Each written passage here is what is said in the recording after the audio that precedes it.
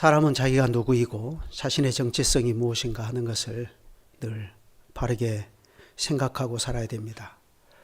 그렇게 되면 삶의 내용과 방향에서 그리고 삶에서 중요하게 여기는 가치와 목적 등이 확연하게 달라짐을 볼 수가 있습니다. 그런데 성경이 전하고 거룩한 사도들이 우리에게 전하여 주는 우리 믿는 자들의 정체성은 세상 사람들이 자기의 정체성을 생각하는 것과는 확연하게 다릅니다. 신자는 이 세상에서 집을 짓고 또 집을 사고 팔기도 하고 또 시집을 가고 장가갑니다. 그럴지라도 그들은 결코 세상에 견고히 뿌리를 내린 사람들은 아닙니다. 오히려 그들은 세상에서 흩어진 나그네들입니다. 그들은 마치 이 세상을 다른 나라에 와서 단기 체류하는 외국인처럼 살고 있는 것입니다. 그렇다고 해서 신자가 그러면 염세주의자들이냐면 그것도 아닙니다. 김사카처럼 세상을 방랑하며 떠돌아다니는 것도 아닙니다. 신자는 결코 이 세상에서 고립된 순례자가 아닙니다. 물론 그러한 고립된 순례자를 훌륭한 신앙의 모범으로 생각하던 때도 있었습니다. 로마 교회의 수도원 제도를 보면 잘 알 수 있죠. 그러나 베드로가 그의 서신에서 교회를 가르쳐서 흩어진 나그네다 한 것은 결코 그러한 고립된 순례자로서의 삶을 신자들에게 독려하기 위한 것은 아닙니다. 베드로가 전한 바에 따르면 그들은 분명히 이 세상을 흩어진 나그네로 살지만 그러나 소극적으로는 이 세상의 견고한 반대에도 불구하고 그들의 그 믿음의 순수성을 지키며 살고 적극적으로는 교회를 세상의 빛으로 세우신 하나님의 뜻을 따라서 신자들은 이 세상에서 우리 모두를 하나님의 교회로 불러 모아 그리스도 안에서 하나가 되게 하신 뜻을 따라서 신의 성품에 참여하는 거룩한 교회를 힘써 이루고 살아갑니다. 이 땅에 흩어진 나그네들인 믿음의 사람들은 그들을 어두운 데서 불러내어 그의 기이한 빛에 들어가게 하신 자의 아름다운 덕을 그러한 방식으로 세상 앞에 선전하며 사는 것입니다. 그럴지라도 세상 사람들의 눈에 그것은 매우 하찮은 일로 보일 것입니다. 그럴지라도 신자가 이 땅에서 자신의 정체성을 그렇게 흩어진 나그네로 인식하고 세상에 마음을 주지 않고 오히려 신의 성품에 참여하는 거룩한 교회를 힘써서 이루고 살아가는 그것은 이 세상의 주인이신 하나님께서 기뻐하시는 일입니다. 그것이 창세 때부터 하나님께서 세상을 창조하신 목적을 이루는 일인 까닭입니다. 그러니 신자는 공부를 하더라도 세상 사람처럼 자기와 가문의 출세와 영광을 위해서 공부하지 않습니다. 하나님의 뜻을 따라 교회를 세우고 교회를 통하여 세상을 이롭게 하시려는 하나님의 목적 때문에 그 일에 자신을 들이면서 열심히 공부도 하는 것입니다. 신자가 직장을 찾는 것도 자신의 웰빙을 위한 것이 아닙니다. 오히려 신자는 거기서 한 걸음, 두 걸음 더 나가서 가난한 사람을 구제할 것이 있도록 하기 위해서 제 손으로 부지런히 일을 하며 살아갑니다. 그러니까 하나님의 뜻을 바르게 파악하는 신자는 노동의 의미와 가치를 세상 사람이 생각하는 것과 전혀 다르게 생각하는 것입니다. 신자가 부지런히 교회당을 오가면서 하나님께 기도하며 사는 것도 마찬가지입니다. 그들은 기도를 자기 소원을 이루기 위한 도깨비방망이로 결코 생각하지 않습니다. 오히려 참된 믿음으로 이 세상을 살아가는 신자는 기도를 통해서 하나님의 뜻에 자기 자신을 굴복시키는 과정을 일생 동안 반복하며 훈련시킵니다. 그러나 그렇게 살아가는 신자의 모습이 실제로는 하나님을 알지 못하는 세상 사람과 하나도 다르지 않습니다. 바로 이 점에서 교회는 절간처럼 산중에 있지 않고 세상 한가운데 있습니다. 그렇지만 분명히 다릅니다. 절간의 스님들은 머리를 삭발하는 것이나 입는 옷에서 차별을 두고 그들은 속세와 결별한 사람들임을 그러한 방식으로 구별합니다. 그러나 신자는 오히려 그러한 외모에서는 세상 사람과 전혀 다르지 않습니다. 오히려 진정한 구별은 신자가 그 마음에 품은 보배로운 믿음에 있다고 말씀드렸습니다. 신자는 그 믿음으로 학업에 매진하고 노동을 하며 시집을 가고 장가도 갑니다. 똑같이 자녀를 낳아 양육하지만 그러나 신자가 자기 자녀를 학교에 보내는 것과 불신자가 자기 자녀를 학교에 보내는 것은 그 가치와 목적에서 전혀 다릅니다.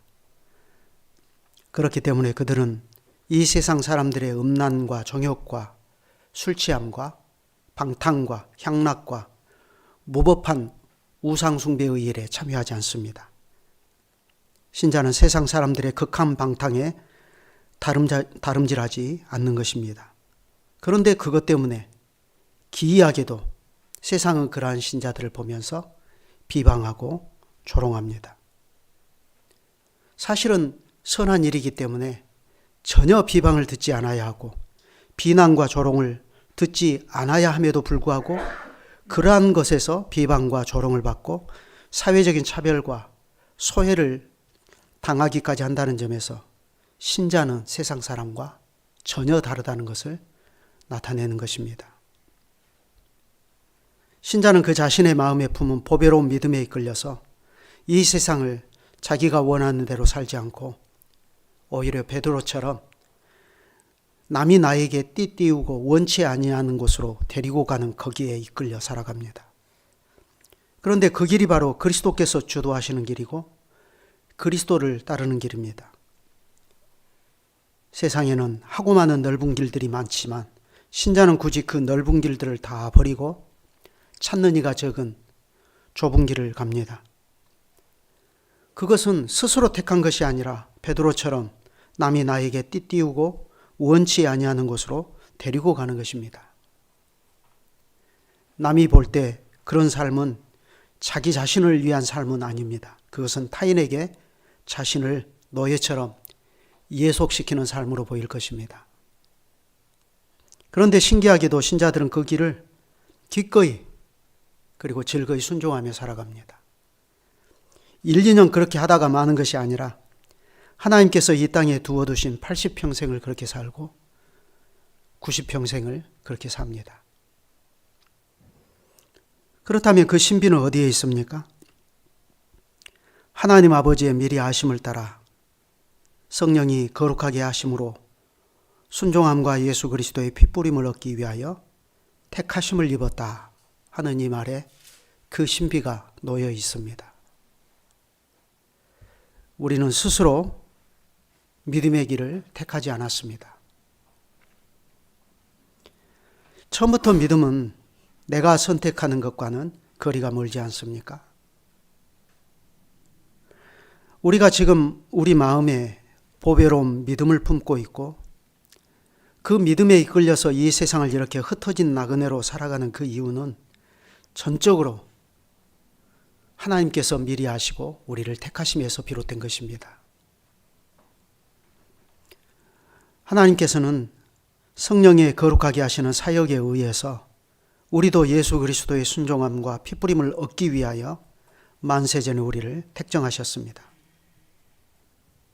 그래 전에는 약속의 언약에 대하여는 외인이고 그리스도 밖에 있었고 하나님도 없고 소망도 없던 우리를 하나님께서는 예수 그리스도 안에서 하나님의 아들들이 되게 하시려고 그렇게 하신 것입니다. 그렇기 때문에 이것은 하나님의 택하심이 우리들의 생애에 불러오는 완전한 전도입니다. 예수 그리스도께서 갈릴리 어부로 물고기나 잡으면서 근근히 생을 연명해 나가던 요한의 아들 시몬을 택하시고 그를 부르사 그에게 베드로라고 하는 새로운 이름을 주신 것이 베드로의 일생에 어떠한 변화와 혁신을 불러왔는가를 생각해 보면 잘 알 수 있지 않습니까? 시몬의 삶이 베드로의 삶으로 바뀌었습니다. 시몬의 삶은 갈릴리에서 물고기를 잡는 어부였고, 그가 시몬의 이름으로 행한 최악의 선택은 죽는 것이 두려워서 그리스도를 3번 부인한 것입니다. 바로 그것이 자기가 원하던 길로 가던 시몬의 모습입니다. 그렇지만 주님께서는 그러한 시몬을 다시 불러 교회의 사도인 베드로로 회복시키시고 이르시기를, 늙어서는 내 팔을 벌리리니 남이 내게 띠띠우고 원치 아니하는 곳으로 데려가리라 하셨습니다. 그래 주님께서는 이 말로 이제부터 그의 삶에서 주님이 주도하신 혁명적인 변화가 어떻게 일어나게 될 것인가를 말씀하신 것입니다. 실제로 베드로는 그 말씀 이후부터 남이 그에게 띠띠우고 원치 아니하는 곳으로 데려가는 그 길을 갔습니다. 그런데 베드로는 그것이 이 세상을 고립된 순례자로 사는 것이 아니라 그것이야말로 진정으로 이 세상을 하나님의 백성으로 살아가는 길이라고 하는 것을 깨달았습니다. 이건 단지 베드로만 아니라 모든 신자가 그렇지 않습니까? 신자가 이 세상을 흩어진 나그네로 사는 것에는 이처럼 우리를 택하사 성령의 거룩하게 하심으로 예수 그리스도의 순종함과 핏부림에 참여하게 하시려는 하나님의 목적이 개입되어 있는 것입니다. 놀랍도록 신비한 하나님의 이러한 목적이 우리가 품은 보배로운 믿음을 따라서 이 세상에서 이루어지는 우리의 인생길 곳곳에 속속들이 배어 있습니다. 세상 사람이 볼 때는 우리가 이 세상에서 허름하고 더러운 작업복을 입고 고단한 인생길을 가는 외국인 노동자처럼 보일 것이고, 누구라도 만만하게 볼 수 있는 사람들로 비춰질 것입니다. 그러나 놀랍게도 우리는 우리를 향하신 삼위 하나님의 생명싸개에 이처럼 쌓여 있습니다.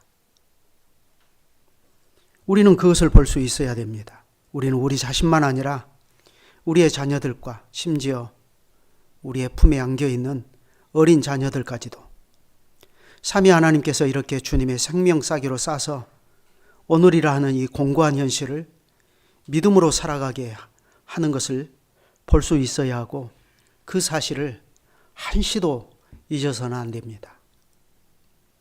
왜냐하면 그래야만 이 세상에서 흩어진 나그네라고 하는 우리의 정체성을 우리가 기쁘게 받아들일 수 있는 까닭입니다. 그 신비를 알지 못하면 우리는 결코 우리로 하여금 이 세상을 단기 체류자처럼 살게 하신 하나님의 뜻을 받들지 못할 것입니다. 왜냐하면 그 길에는 온갖 시험으로 인한 근심들이 언제든지 들러붙는 까닭입니다.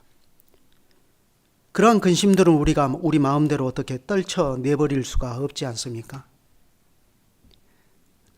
하나님의 뜻은 우리를 모든 시험과 악에서 면제시켜주는 것이 아닙니다. 오히려 말세에 나타내기로 예비하신 구원을 얻기 위하여 믿음으로 말미암아 하나님의 능력으로 모든 시험과 악에서 우리를 보호하시겠다 하는 것이 하나님의 뜻입니다. 그래 베드로는 그것을 본문 10절에서 이렇게 말하지 않습니까? 이 구원에 대하여는 너희에게 임할 은혜를 예언하던 선지자들이 연구하고 부지런히 살펴서 자기 속에 계신 그리스도의 영이 그 받으실 고난과 후에 얻으실 영광을 미리 증거하여 어느 시 어떠한 때를 지시하는지 상고하니라. 그러니 이 말씀의 의미를 깨달은 사람은 베드로가 13절 이하에서 하는 말을 잘 이해할 수 있을 것입니다. 거기 한번 13절부터 17절까지 한번 같이 읽어보겠습니다. 그러므로 너희 마음의 허리를 동이고 근신하여 예수 그리스도께서 나타나실 때에 너희에게 가져다 주실 은혜를 온전히 바랄지어다. 너희가 순종하는 자식처럼 전에 알지 못할 때에 따르던 너희 사역을 본받지 말고 오직 너희를 부르신 거룩한 이처럼 너희도 모든 행실에 거룩한 자가 되라. 기록되었으되 내가 거룩하니 너희도 거룩할지어다 하셨느니라. 외모로 보시지 않고 각 사람의 행위대로 심판하시는 이를 너희가 아버지라 부른즉 너희가 나그네로 있을 때를 두려움으로 지내라. 신자는 마땅히 이 말씀을 명심하고 이 말씀대로 살아야 할 것입니다. 그렇지만 실제로 우리가 다 살아봐서 아는 일 아닙니까? 이 말씀대로 순종하며 이 말씀대로 살아가기란 하늘의 별 따기와 같다 하는 것 말입니다. 도처에 우리가 이전 하나님을 알지 못할 때 행하고 살았던 망령된 행실들이 우리들의 발목을 붙잡습니다. 우리가 분명히 그리스도 안에서 하나님의 구원을 받고 하나님의 아들들이라는 영광스러운 칭호를 얻었음에도 불구하고 우리는 여전히 악독과 괴율과 외식과 시기와 모든 비방하는 말들로 말미암아 하나님의 아들들이라는 우리 자신의 가치와 명예를 스스로 헌신짝처럼 여기는 시험에 떨어져 버리는 일들이 많고 심지어 그러한 일에 일체 참여하지 않겠다 하므로 오히려 그것이 비방이 되어서 부메랑처럼 그것이 우리에게 돌아와 우리가 이 사회로부터 따돌림과 비방과 조롱을 당하기도 합니다. 실제로 우리가 우리 시대의 개혁교회를 이루고 있는 것이 사실 그렇지 않습니까? 우리가 이 세상을 흩어진 나그네로 살아가는 일이란 그만큼 고단한 것입니다. 실제로 베드로의 이 서신을 맨 처음 받아서 읽었던 1차 독자들의 삶이 그랬지 않습니까? 그렇지만 베드로는 그런 그들에게 은혜와 평강이 더욱 많기를 바란다 하는 그 간절한 심정을 드러냅니다.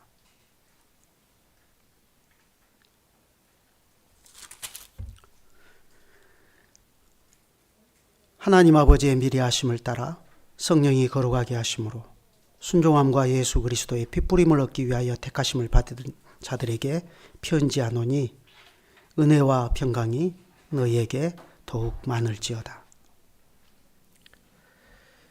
사도가 여기서 그들에게 더욱 많기를 바란다 하는 은혜와 평강은 구체적으로 무엇이겠습니까?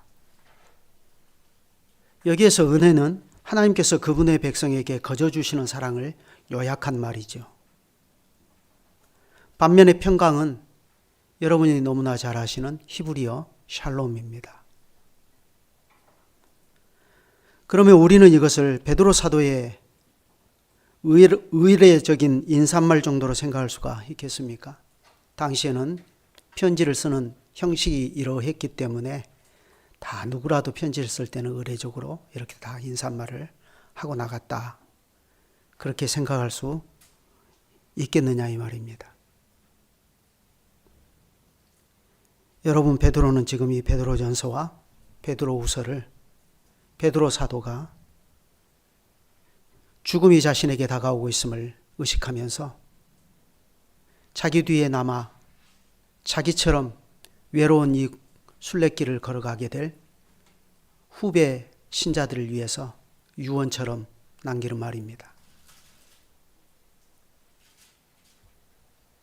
그런데 이 교회가 지금 어떤 상황이며 어떤 형편이라고 했죠? 베드로는 그 당시 교회를 향해서 로마 제국 변방에 흩어져 있는 나그네들로 그들을 묘사하면서 그들이 여러 가지 시험을 인하여 잠깐 근심하게 되지 않을 수 없는 그 현실을 베드로가 지금 직시하고 있습니다. 심지어 이들에게는 로마의 네로로부터 몰려올 극심한 박해도 예고가 되고 있지 않습니까? 심지어 베드로 자신도 이제 곧 순교의 제물이 될 것도 누구보다 그 자신이 잘 알고 있습니다. 베드로후서 1장 14절로 15절을 보면 베드로가 자기에게 닥쳐올 운명을 예감하고 있다는 것을 잘 알고 있죠. 그러니 베드로가 여기서 지상의 교회에 은혜와 평강이 더욱 많기를 바라는 것은 어떤 심정이겠습니까? 마치 늙은 아비가 전쟁터로 떠나는 자식의 등 뒤로 느끼는 간절함과 같은 것일 것입니다. 그것은 일찍이 예수님의 심정을 통해서도 잘 알려진 것 아닙니까? 예수님께서 제자들을 세상으로 파송하시면서 그들이 세상에서 어떠한 박해에 직면할 것인가를 주님은 너무나 잘 아셨기 때문에 이렇게 말씀하셨습니다. 내가 너희를 보냄이 양을 이리 가운데 보냄과 같도다. 여러분, 지금 베드로의 심정이 딱 그렇지 않겠습니까? 그러니 베드로가 여기서 은혜와 평강이 너희에게 더욱 많을지어다 하는 것은 결코 편지의 형식상 어쩔 수 없이 하는 의례적인 인사말이 아닙니다. 그것은 이 땅에 고난받는 교회를 향한 늙은 사도의 간절함입니다. 그렇지만 이것은 동시에 구약의 제사장들로부터 선지자들을 거쳐서 그리스도에게로 연결되는 하나님의 교회를 향한 하나님의 축복 선언이라 하는 것도 우리가 또한 알아야 합니다. 실제로 구약의 제사장들이 그렇게 축복하지 않았습니까? 구약의 제사장들은 자기 백성을 복주시겠다는 하나님의 약속에 의지하여서 하나님의 평강의 축복을 선언했습니다. 여호와는 그 얼굴을 내게로 향하여 드사 평강 주시기를 원하노라. 그러면 여러분이 잘 아시는 것과 같이 이스라엘은 하나님의 이러한 평강을 잘 선용하였습니까? 오히려 그들은 범죄하였고 그 범죄로 인해서 그들은 그 축복을 빼앗기고 포로로 잡혀가는 심판을 자초했습니다. 하지만 선지자들은 그러한 현실에서도 하나님께서 자기 백성을 해방시키실 날을 내다보았습니다. 그날은 단순히 그들을 이방의 압제에서 해방시키는 것이 아니라 자기 백성을 저희 죄에서 구원하여 주시는 날이요 평강의 날입니다. 그래 그날의 해방을 위하여 하나님 자신이 자기 백성의 구세주가 되실 것을 선지자들이 예고했습니다. 여호와여 주께서 우리를 위하여 평강을 베푸시리니 주께서 우리 모든 일을 우리를 위하여 이루심이니이다. 이사야 26장 12절입니다. 갈릴리 어부였던 시몬 베드로는 이사야 선지자가 이때에 전한 평강의 왕이 누구인지를 너무나 잘 알았습니다. 그분은 부활하신 그리스도십니다. 최후의 만찬 때 다락방에서 그리고 부활 후에 다시 그리스도께서는 제자들을 그분의 평강으로 복을 내리셨습니다. 이날 곧 안식 후 첫날 저녁 때의 제자들이 유대인들을 두려워하여 모인 곳에 문들을 닫았더니 예수께서 오사 가운데 서서 이르시되 너희에게 평강이 있을지어다. 이 말씀을 하시고 손과 옆구리를 보이시니 제자들이 주를 보고 기뻐하더라 했습니다. 이사야 선지자가 주께서 우리에게 평강을 주실 것입니다 하고 예고했던 그것이 마침내 그리스도 부활하신 그리스도를 통해서 제자들에게 임하였던 것을 베드로가 너무나 잘 알았던 것입니다. 근데 그때 이 제자들이 어떤 모습이었습니까? 이 제자들은 아직 그리스도의 부활을 알지 못하였습니다. 그래서 그들은 유대인들을 두려워하여서 그들이 모인 곳들의 문들을 굳게 걸어 잠그고 있었습니다. 그렇지만 자기들을 위하여 십자가에 죽으시고 부활하신 그리스도를 배웠을 때 베드로와 다른 제자들은 메시아의 평강이 십자가의 그늘 아래서 주어지는 것임을 비로소 깨달았습니다. 그분은 몸소 죽으심으로 하나님의 의로운 진노의 심판을 지셨고 유대인과 이방인 사이뿐 아니라 하나님과 사람 사이에도 평강을 이루셨습니다. 바로 그분이 세상의 박해를 두려워하여 굳게 문을 걸어 잠그고 있는 제자들에게 찾아오셔서 그 자신이 십자가로 이루신 평강을 선언하신 것입니다. 그래 이제 베드로도 그러한 주님의 본을 따라 똑같이 합니다.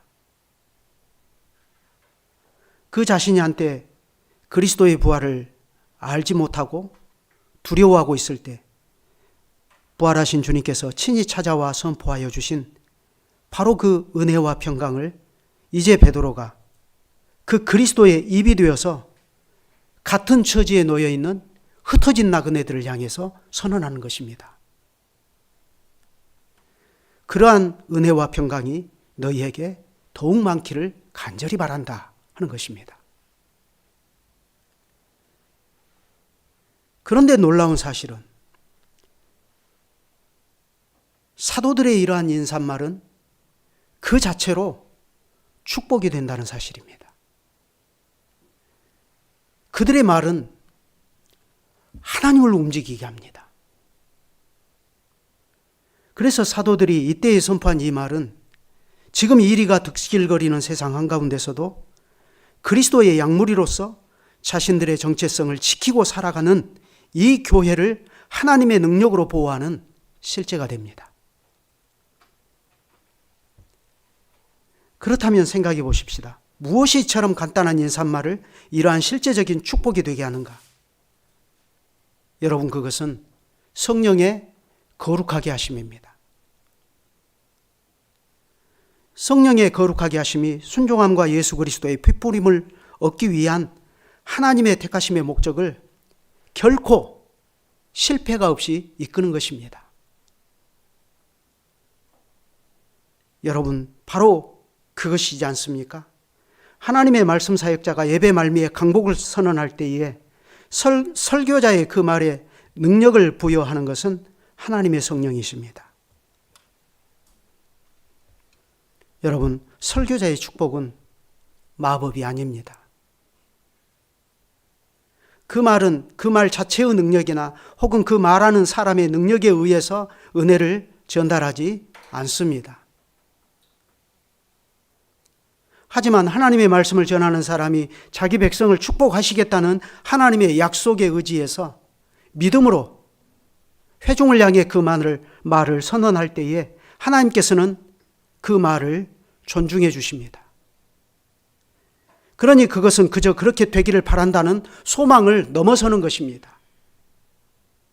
심지어 그것은 그렇게 되기를 간절히 빈다는 그러한 간절한 기도도 넘어서는 것입니다.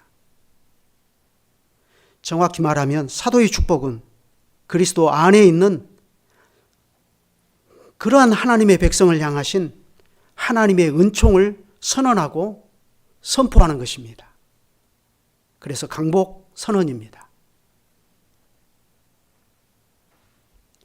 바로 이 사도의 축복 선언과 함께 이제 베드로는 하나님께서 이들을 은혜와 평강으로 이끌어 주실 것을 기대하면서 그들을 삼위 하나님을 찬송하는 세계로 초대합니다.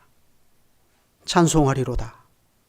우리 주 예수 그리스도의 아버지 하나님이 그 많으신 긍휼대로 예수 그리스도의 죽은 자 가운데서 부활하심으로 말미암아 우리를 거듭나게 하사 산 소망이 있게 하시며 썩지 않고 더럽지 않고 쇠하지 아니하는 기업을 있게 하시나니 곧 너희를 위하여 하늘에 간직하신 것이라.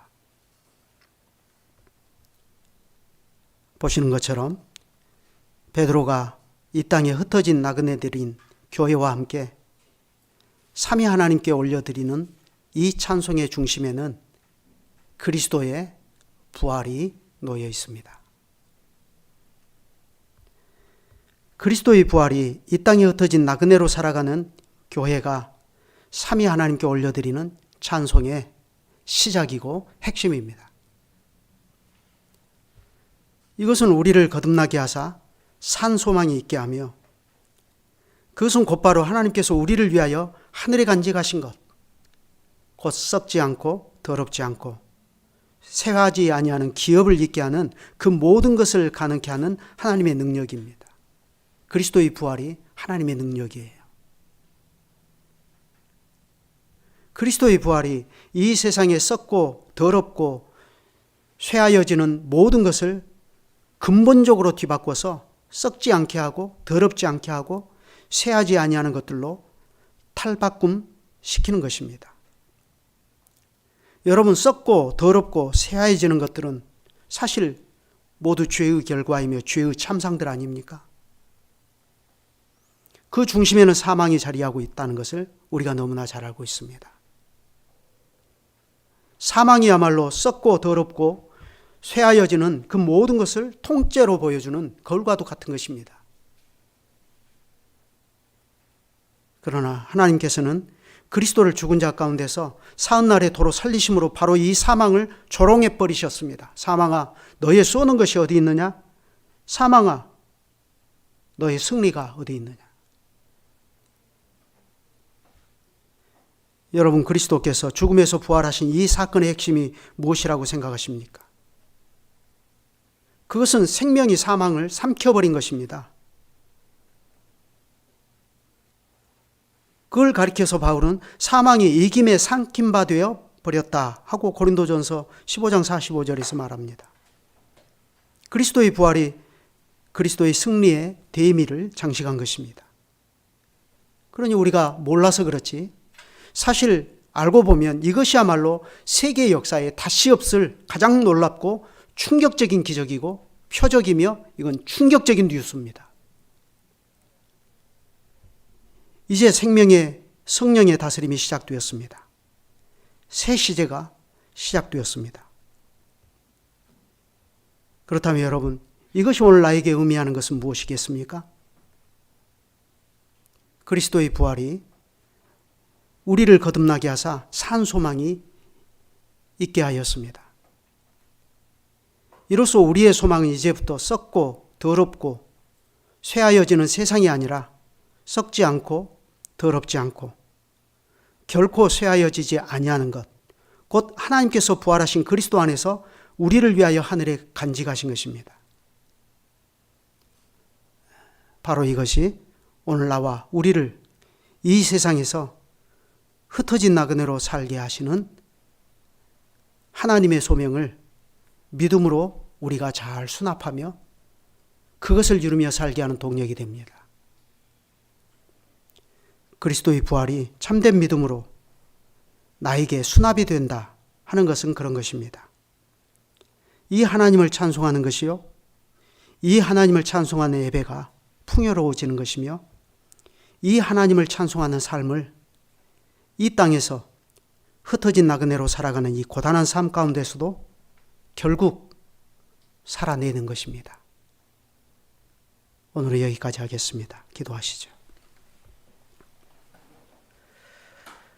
거룩하신 주님, 오늘 내려주신 말씀대로 저희가 하나님 아버지의 미리 하심을 따라 성령의 거룩하게 하심으로 순종함과 예수 그리스도의 핏부림을 얻기 위하여 택하심을 받은 이 일이 오늘 이 현실을 이 세상에서 흩어진 나그네로 살아가는 우리의 삶에 어떠한 결과들을 빚어내는지 저희가 그것을 믿음의 눈을 들어서 볼 수 있게 해주시기를 구합니다. 주님의 택하심이 이 세상에서는 저희를 흩어진 나그네로 살게 하지만 하나님께서는 만세전에 저희를 그리스도 안에서 택하신 그 선한 목적지를 향해서 오늘도 저희를 인도하시되 결코 실패가 없도록 저희를 삼위 하나님의 생명싸기로 싸서 데리고 가시니 우리들의 삶에 낙심이 없게 하시고 도리어 우리의 삶을 기꺼이 주님께 드려서 우리를 그리스도 안에서 택하신 하나님의 목적대로 믿음으로 하나님의 소명도 이루고 교회적인 사명도 일생에 걸쳐서 잘 이루고 살아가게 하시옵소서. 그것이 우리의 80평생이 되든 90평생이 되든 끊이지 않고 우리의 삶에서 이루어지게 하시옵소서. 심지어 그 일이 남이 나에게 띠띠우고 원치 아니하는 곳으로 데리고 가는 삶처럼 보일지라도, 그러나 그 속에는 주께서 보여주시는 생명의 길이 있사오니 그것을 기꺼이 그리고 즐거이 순종하며 살아가는 그 신비가 우리와 우리 자녀들과 이 교회의 행보 속에 곳곳에 스며들어 있게 하시옵소서. 주 예수 그리스도의 이름으로 기도드립니다. 아멘.